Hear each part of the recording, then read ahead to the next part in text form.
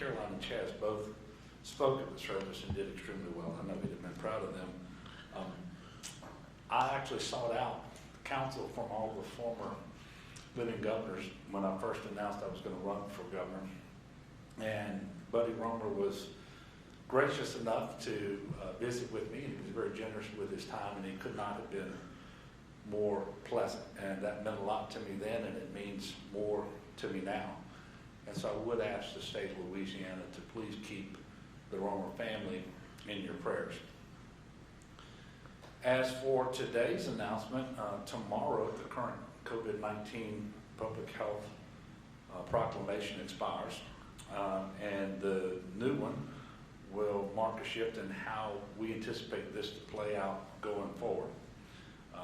First of all, the public health emergency will be extended, but most of the remaining restrictions will be lifted, and that includes business capacity and crowd size guidance. Masks remain recommended strongly for those who've not yet been vaccinated, because quite frankly they remain at risk of getting and spreading COVID-19 to others. And masks will continue to be required on public transit because that's a federal mandate. Masks will be required in educational settings until the end of the current academic semester, beginning with the summer programs for this year.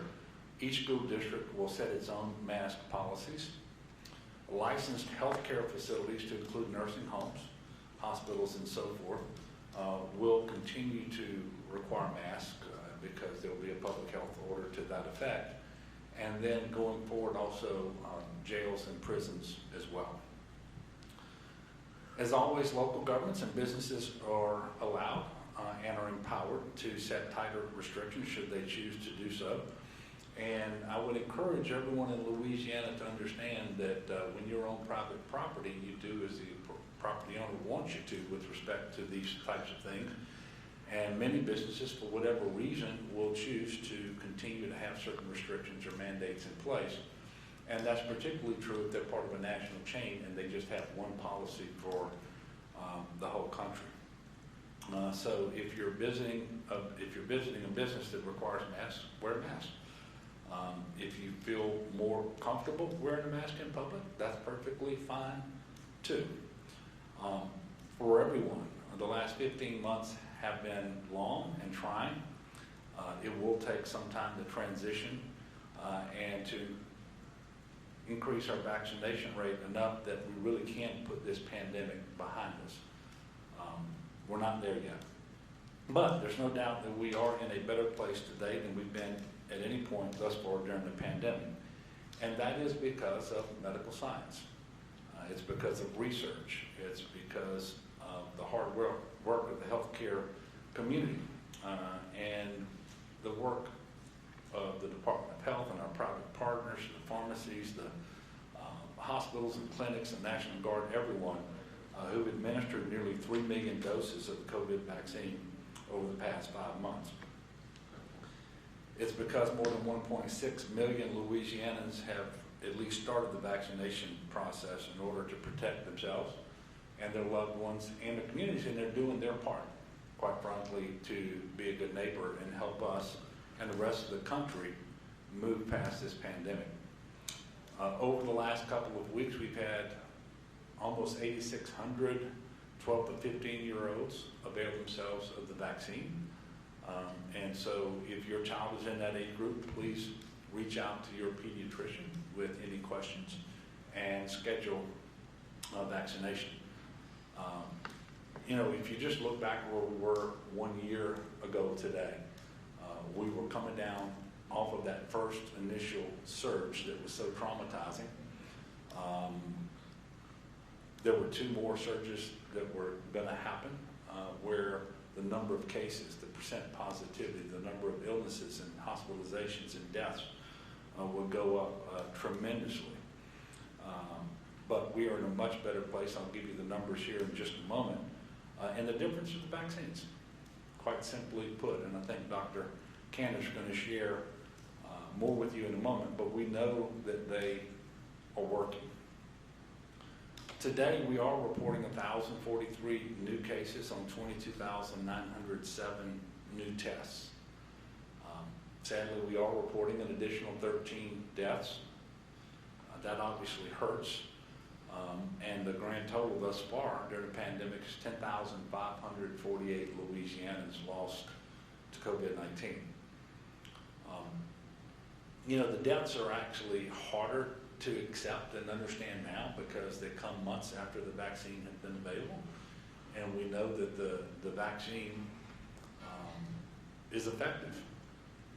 And of those 10,548 deaths, 99.9% of them were unvaccinated.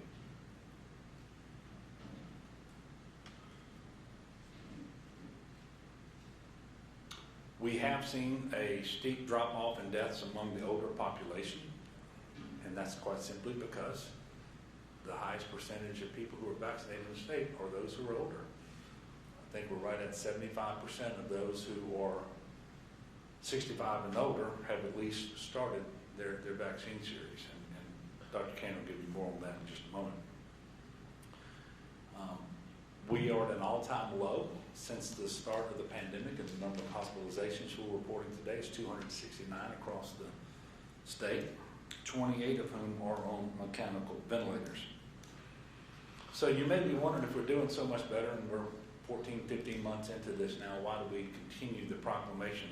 Quite simply because we have an awful lot of work to do.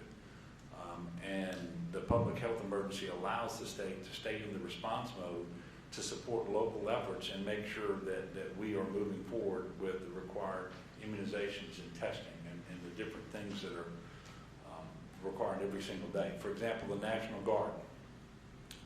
They have nearly 1,000 soldiers activated in support of emergency operations. They have administered right at 375,000 COVID tests.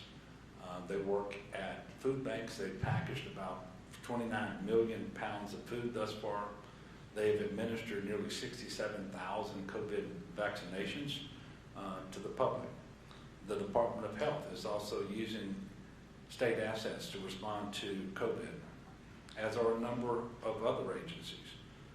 To put this into perspective, GOSEP is tracking more than $1.1 billion in state and local government spending that is fully reimbursable by FEMA. So we're going to keep the emergency order in place, and we'll keep renewing it every 28 or 30 days as long as the federal public health emergency also stays in place. And I want to tell you, COVID is not over.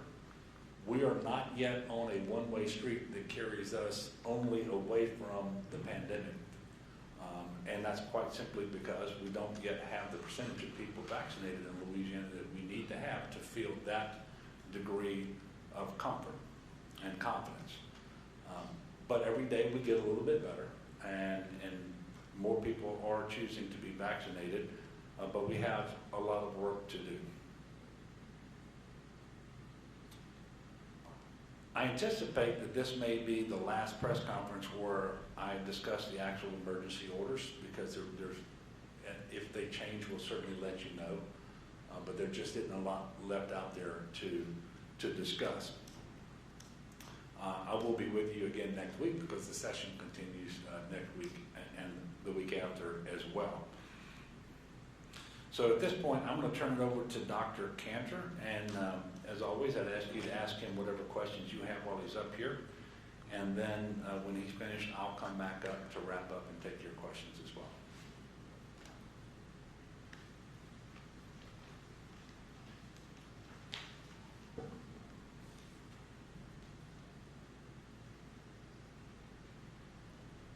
Good afternoon. Thank you, Governor. Thank you for your leadership. It certainly does feel like we've turned a corner in this pandemic, and it's, in recognition of the over 10,500 individuals in Louisiana who's lost their lives, and the countless sacrifices, big and small, we've all made.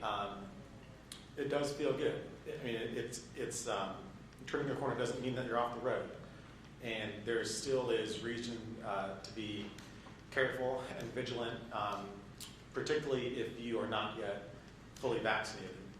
But being able to regain even more normalcy is important. I think it's important for us to recognize what we've all been through these 15 very, very long months. I'll talk a little bit about what allows us to safely roll back some of the measures that the governor alluded to, and this has been a progressive process. As the pandemic has unfolded, at each step, we really have let the virus lead. And when cases have gone down and the risk in the community lessened, it has allowed the state of Louisiana to roll back more measures and regain more and more normalcy. And that process clearly continues today. What specifically allows us right now to do it are a few things. Number one, cases are down. They're down across the state from where they were in months past. The risk is not zero, but it's certainly less than it was, let's say, around New Year's time and before that. And I'll talk a little bit more about those numbers in a second. We've now been below 5% positivity for about 4 months. And that's longer than most other states have. That's significant. The vaccines right now are widely available. In fact, it's never been easier in the history of the United States to get a vaccination of any type. You can get a free Uber or Lyft ride to any vaccine site. There are 1,500 vaccine sites throughout the state. There are no waiting lists. It has never been easier to get a vaccine, and that is significant. The vaccines that we have available to us, the Pfizer, the Moderna, the Johnson & Johnson, remain good matches for the significant variants that are circulating at this point in time. That is significant. And we have much more knowledge right now than at any point prior about how this virus spreads from person to person and what individuals can do to protect themselves, should they choose to. All of those allow us to safely regain even more normalcy with the new proclamation that is about to be issued. I'll tell you, part of this process is going to be trusting each other. And if you remain unvaccinated, or if you've been vaccinated but not yet 2 weeks out, so you're not yet fully vaccinated, you still have risk to yourself of getting infection, and almost more importantly, you have risk to other people to spread it. If you remain unvaccinated, the clear recommendation from both the CDC and the Louisiana Department of Health is that you mask, particularly when you're in indoor spaces. That hasn't changed, and we're going to need to trust each other to do that. Part of this is also recognizing that the virus is in charge here. And as we've done every step of the way, should cases go up in the future, should we have another spike, should hospitals get busy again, there might be the need to roll some of this back or to get more aggressive with masking across the board. And as adults, we just need to accept that. But right now, the numbers look good. Let me talk briefly about what those numbers are and what the virus is doing. On the slide, you'll see the same 4 charts that we've looked at each and every time that we've entered into a new proclamation. And as they were last time we met, these continue to be very reassuring to me. I'll walk you through them. On the top left, you'll see what's called COVID-like illness, or the percent of emergency department visits that are attributable to COVID-like symptoms. It's a rough measure of are people coming into hospitals with symptoms suggestive of COVID, and we've been relatively flat for the past 2 weeks now. On the top right, you'll see the incidence graph. This is the number of new cases, positive tests, unique individuals, so new diagnoses for an individual that get reported to us in the Department of Health every day, smoothed over a 7-day rolling average. And we've been on a large decline or plateau, a low plateau since the end of February, really. And then for the past 16 days, we've been on a discrete decline. They've been decreasing. That's reassuring. On the bottom left, you'll see the combination graph where the purple line up top is the number of new tests being conducted across the state every day. We've held relatively steady the past month. We're on track for the month of May to conduct about 400,000 tests. And we know that that's an adequate number to get good visibility on the virus because our percent positivity remains low. Should the percent positivity go up, you really do worry if you're testing enough or not. We feel confident that we are testing enough to have good visibility on the virus. And then those orange bars on the bottom show percent positivity. We update this every Wednesday. I just got word as I was walking in here that the number for tomorrow, for the week ending today, will be 3.3%. That's down a tick from 3.4% on the week prior. And as I mentioned before, we've been below 5% positivity for about 4 months now. And perhaps the most meaningful measure to us is the bottom right, the number of patients who are COVID positive and hospitalized in hospital beds throughout the state, day on day. And for the past 2 days, we've had new lows in the state of Louisiana. And today is a new low. 269 COVID positive patients are hospitalized throughout the state. That's the lowest number that we have had since we started counting this in March of 2020 for our first spike. That's a marker both that viral transmission is slowing, the spread is slowing in Louisiana, and we have done a good job at incentivizing vaccines, promoting vaccines amongst the people who are most vulnerable. We've never seen any that more clearly than we have in the nursing homes. And if you go to the next slide, this is a slide that, one more slide. Yeah, that's the right slide. This is something that we showed a couple times previously, but it really does show the power of these vaccines, and that's why it's nice to keep looking at this. You'll see 3 spikes here on the blue line. The blue line is the number of new COVID cases in nursing home residents. And the red line on the bottom is the number of deaths in nursing home residents. You'll see the 3 spikes that correlate with the 3 spikes we've had for community transmission, the one back in March and April of 2020, the one in the summer of 2020, and then the one around Christmas and New Year's. And then right after that Christmas and New Year's spike, you see that blue line going down almost all the way to the bottom.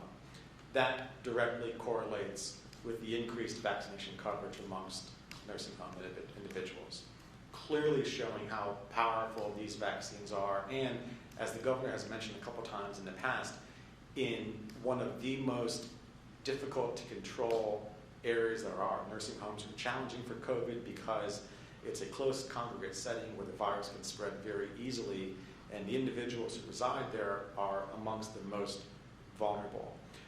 As of today, 83% of nursing home residents across the state have either initiated or completed the vaccine series, and that is profound. That's why you see that graph take such a sharp turn down. 42% of nursing home staff have initiated or completed the vaccine series, and as we've said a couple times before, that's a number that we're eager to see increase. It's creeped up a percentage point here and there over the past few weeks. We would like to see that number continue to go up. We watch the variants as we have been, and I'll walk you through where we stand with the variants. In short, I'll tell you that the good news here is that every variant of concern that we are tracking remains a good match for the available vaccines, and that is really important. The B.1.1.7 or the UK variant, the numbers have not changed from last Thursday when we talked last. In the US, about 74 or 75% of all COVID is the B.1.1.7 or the UK variant. In our region of the country, which is us, Texas, Oklahoma, New Mexico, and Arkansas, it's a little bit higher at 84.3%. For the P1 or Brazilian variant, nationally about 7% of all COVID circulating is this variant. Regionally for us, it's 5.5%. And we have identified 13 cases of the P1 variant in Louisiana.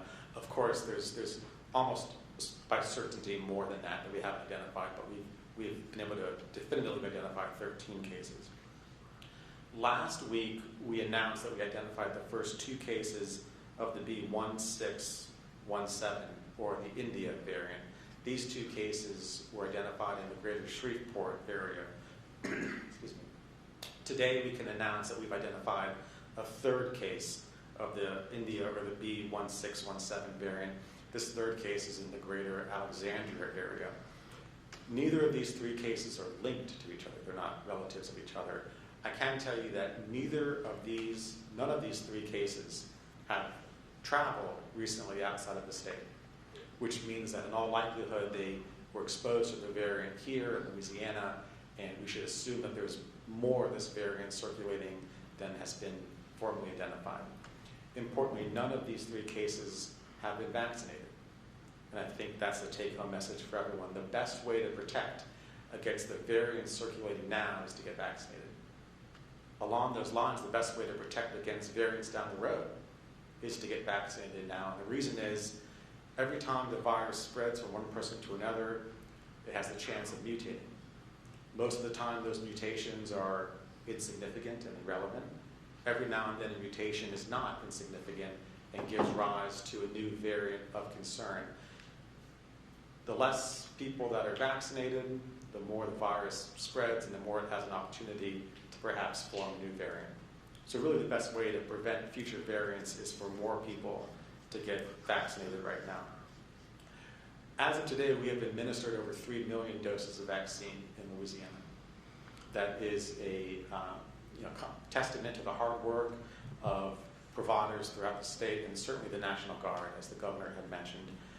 35.1% of the state has initiated the vaccine series, and that breaks down to 45% of individuals 18 and older, and 42% of individuals 12 years of age and older. 31% of the state's population has completed the vaccine series, and 72% of everyone 65 years of age and older in Louisiana has completed the vaccine series. I'll tell you, every day that goes by, there is more data coming in that shows that the three vaccines that we have now, the Pfizer, the Moderna, and the Johnson & Johnson, are safe and they are effective. That is the bottom line. People should be encouraged to speak with their physician, speak with friends and family who have already gotten vaccinated. But every day there is more data coming in to show that these vaccines are both safe and effective. I've actually also saw data today from one of the dating apps out there that this is true, by their data, that the vaccine also makes you 14% more attractive. And I'll remind you, it's very easy to get vaccinated. You can get the Johnson & Johnson shot today and be fully vaccinated in 2 weeks. In all seriousness, protecting yourself and knowing you're not going to spread the virus unbeknownst to somebody else is something that should be attractive to everyone. I'll tell you that the most stressful thing for me personally throughout this pandemic was the fear that I could unknowingly spread the virus to somebody else. And to me, that's the most important reason that I got vaccinated. So I would not, unbeknownst to myself, spread the virus and put someone else in harm's way. So please consider that. As we work to get more people vaccinated, you'll see a shift, both in Louisiana and nationally, away from some of the high volume, high throughput sites to smaller vaccine events. These are vaccine events in neighborhoods and communities, and churches, in partnership with community-based organizations, and also an effort to get vaccine into smaller medical practices. There are some things that really help us to do this now. A few things that are new, and I'll tell you what they are. Number one, last week the FDA announced that Pfizer has relaxed the cold storage requirements for their vaccine. Remember, Pfizer is the only vaccine available to you if you were between the ages of 12 and 16. We can now store the Pfizer vaccine safely in a regular refrigerator for up to 30 days. That is significant. That's going to make it easier for physician practices and other medical clinics to stock the vaccine. The CDC told us that we can now safely co-administer the COVID vaccine with other vaccines at the same time. That's important because a lot of kids in Louisiana, by virtue of the disruption of this past year, have fallen behind on their vaccine series or other vaccine series. And now when they go into their pediatrician's office, if their pediatrician has the COVID vaccine, they can give it at the same time as any other vaccines that they need to be caught up on. And the CDC is getting more pragmatic with their guidance around waste. We're going to recognize that as we move vaccine to smaller and smaller venues, like a small medical clinic, there is the chance for a small increase in waste, and that's because once you open up a vial, you generally have to use what's in that vial that day, or you lose it. What the CDC says, and I agree with this completely, is at this point, in the vaccine program, we should not waste any opportunity to vaccinate someone. Meaning if someone comes in the clinic towards the end of the day, it might be worth it to pop that vial, even if there'll be a little bit of waste, because each vaccine given is potentially a life saved right now. So we might see a little bit more waste. I can tell you to date, we have wasted in the state of Louisiana, or lost, just shy of 12,000 doses of vaccine.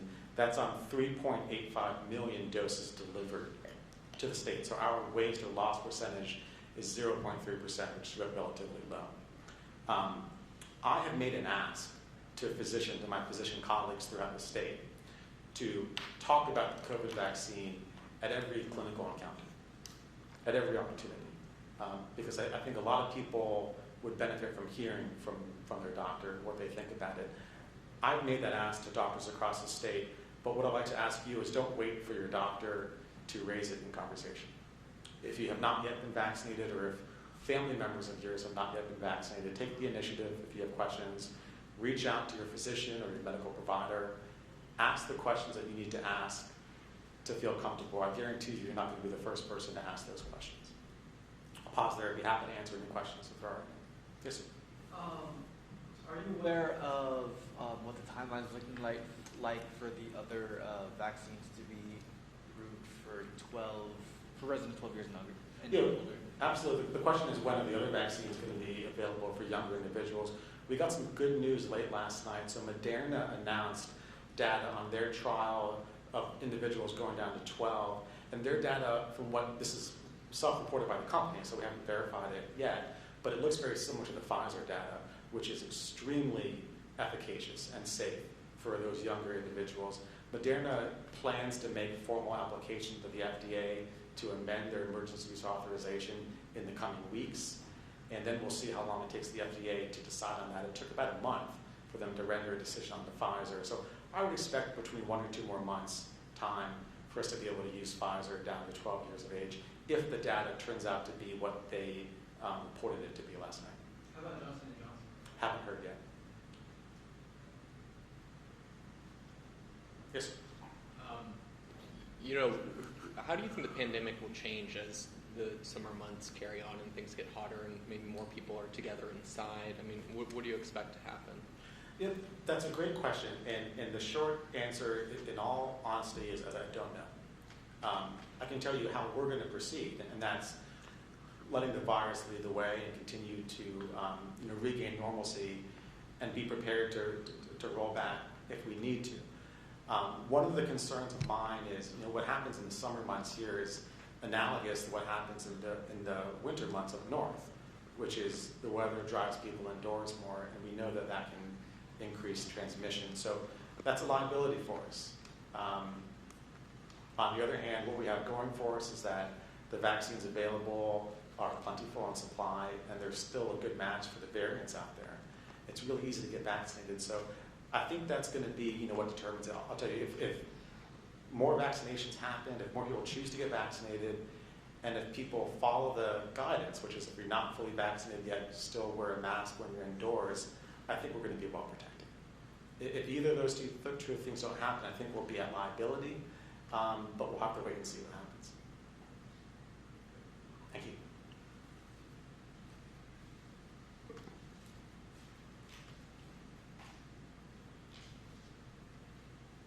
Thank you, Dr. Cantor. And one other piece of information I want to point out, and it was actually put up today, but the national rank in per capita cases for our state is now 31. That's the best we've been at any point in the pandemic. And if you remember that we started off number 1, and we're number 1 in the country for a number of weeks at the outset of the pandemic, I think that indicates the manner that we've managed the public health emergency, and I want to thank the Office of Public Health, because you all have been primarily responsible for that. And that certainly could change before everything is over. But when I see that we're number 31 today in per capita cases, and we were number 1 for so long, I can't help but be very thankful for all the professional public servants and all of our wonderful partners in healthcare providers and so forth all across the state. I know that This week, we finally have some nice weather, so people aren't wanting to focus on bad weather.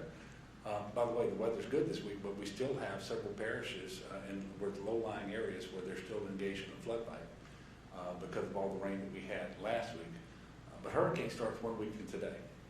Hurricane season starts 1 week from today. So please, everyone, do what you need to do to make sure that you and your family are fully prepared. Go to getagameplan.org. It's got a listing there of all the steps you need to take, the supplies you need to have on hand. The rule of thumb is to make sure that you and your family can stay in place successfully for 72 hours. Obviously, we will always endeavor to deliver assistance as soon as possible and hopefully long before 72 hours. But that's what we're asking families to be prepared for. In addition, this year, having a game plan means getting a vaccination. Because if you have to shelter, whether it's with friends or family, or whether it's at a shelter, for example, our mega shelter in Alexandria or shelter in Shreveport, we want people to be safe for all the reasons Dr. Canner was talking about. We want you to be safe, we want your family to be safe, and everyone that you all come into contact with. So in addition to visiting getagameplan.org, we also ask you to visit vaccines.gov. It'll give you a listing of more than 1,500 locations around the state that you can receive a vaccine. They're available now. But it'll also give you an opportunity to schedule those vaccines if you call the hotline, 1-855-453-0774. That's 855-453-0774. That's the hotline. You can find out where the nearest location is. It's convenient to you. You can schedule a vaccination. You can even schedule an in-home vaccination if you're homebound. And if you need to speak with a medical professional because you have questions about the vaccines, they can make that possible for you as well. So all of that relates to COVID, but it also relates to the approaching hurricane season. And then if you were one of those families who were adversely impacted by last week's weather, and you've not yet filed a damage report, please make sure that you report your damages. You go to damage.la.gov, damage.la.gov, and you can complete a preliminary self-report survey. About 1,800 of these have been done across the state thus far. We know that we're getting close to 500 homes with major damage. About 5 homes have been reported as completely destroyed, 2 of those in Naperville, 1 in Acadia, 1 in Calcasieu, and 1 in East Baton Rouge. And this is the information that we need to have so that we can coordinate with the FEMA officials and determine whether we cross the threshold where we can avail ourselves of a federal declaration and the individual assistance that might provide. So we're asking everyone, if you haven't done it yet, visit damage.la.gov, complete a preliminary self-report damage survey so that we can aggregate all these numbers. At this point, I will take a few questions. Yes, sir. Governor, can you update us on your plan to possibly institute a vaccine lottery or other incentive program? I noticed where the White House gave its blessing on that, and it seems like there have been some good success rates in those states. You talked about it previously, but you said you don't have details. Can you update us on that? And I haven't had the vaccination update meeting this week. I do anticipate that we're going to soon institute some incentive programs. We had a call today with the White House, and all of the nation's governors were on the call, and we heard from incentive programs being offered in Ohio. Governor Mike DeWine spoke to us about that. Governor Janet Mills of Maine spoke to us also about incentives that they're offering in Maine, and they were selected because they had some ideas and were kind of first out of the gate with them. Believe they may represent best practices. I'm not prepared today to make the announcement, but we are certainly going to be doing some incentives in the near future, and we'll have an announcement for you. I just hope people don't wait till there's an incentive, and that they will take as an incentive the promise that a vaccination offers for your health and for the health of your relatives, your coworkers, people that you go to church with, strangers you don't even know. But we will be implementing some incentives pretty soon. And by the way, we also received some clarification that certain portions of the American Rescue Plan funding that's been made available can be used, not all of it, but certain pots can be used to pay for certain incentives as well. So it wouldn't have to be appropriated in this case by the Well, legislature? well, we always appropriate federal dollars to the legislature here in Louisiana. And so it would require coordination with the legislature. But this clarification just came down, so we're starting to look at it right now as to what we can do. Yes, ma'am. Have you started those conversations with the legislative leadership about what kind of funding you would need and what you're looking at? Because obviously time is getting Yeah. short. No, you're right, and we have not. Again, we were just told, I think today in the call, that certain funding is going to be available for those purposes, and I need to look and see where those dollars are, because they're not part of the large, as I understand it, they're not part of the $3.1 billion large American Rescue Plan funding stream. They're parts of little pockets that have already been made available to us, and so we'll be looking at that and getting with the legislature. Yes, sir. So Biden announced that he's doubling federal funds for ahead of this hurricane season. So how do you expect that money to be spent, and how it will help, prevent some of the damages? Yeah, well, and I know that there's going to be particular emphasis on those areas that have particular challenges because of their socioeconomic conditions in terms of creating more resiliency. I know that there's a doubling of funding to, I think it's $1 billion this year. We haven't been apprised as to how much of that's going to be available to us, or exactly, where we would spend it and so forth. So I don't have the details for you right now, but the resiliency is something that's very important for us, as you know, in Louisiana. I mean, just last week, we didn't have a named storm, but we had a number of parishes who suffered flooding and continue to suffer flooding. And we have homeowners and business owners who suffered losses as well. And one of the things that we continue to emphasize with the White House and with the Congress is the need for a disaster appropriation so that we can not just repair damage, but so that we can become more resilient in the future and not suffer all of the devastating damages that occur from these natural disasters. But that announcement came just the other day, and it hasn't been broken down in terms of state by state what we're going to get and how that funding can be spent. But we certainly welcome any funding we can get in Louisiana that would enhance our resiliency. Yes?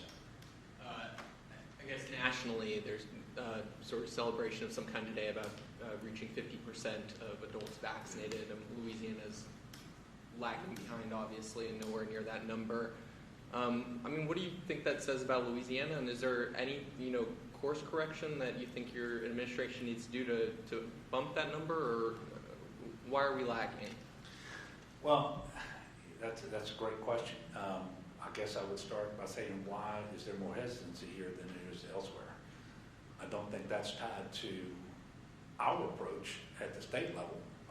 And in fact, that seems to be a regional issue. And if you look at the percentage of eligible folks who've actually initiated their vaccination series, I think we're second to last in the region.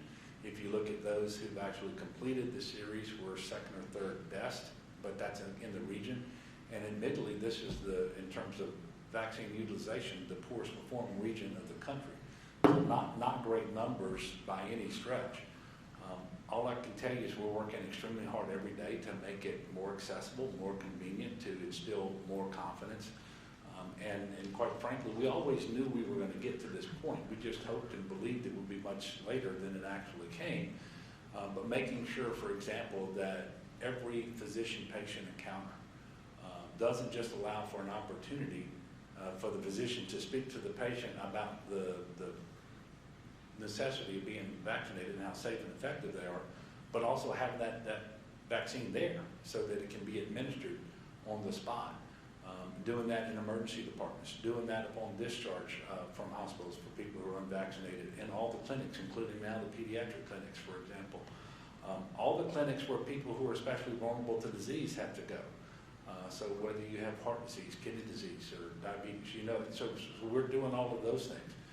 We have over 1,500 locations in Louisiana today where vaccines can be administered. If your church contacts us, we'll go do a vaccine event at your church. If you can get enough employees, we'll come to your place of work. If you've got other areas where you know that the number of people are going to be gathered and want vaccines, contact us. We'll come out and do that too. So quite frankly, we're always working to improve. We're never going to say that what we're doing is enough or that it's perfect and we don't make mistakes. But quite frankly, it's hard for me to see how the state effort is responsible for the lagging rate of vaccinations. We just have to instill more confidence in the people. And again, this seems to be an issue in our region.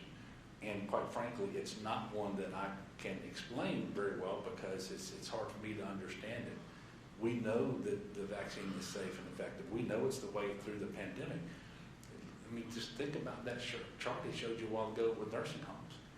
That's with nursing home residents at 81%, I think now, who are fully vaccinated. These are people who, by definition, are vulnerable to disease because of their age, because of their comorbid health conditions, and they live in congregate settings. And the cases and the deaths have declined so precipitously, and they're almost at the y-axis now.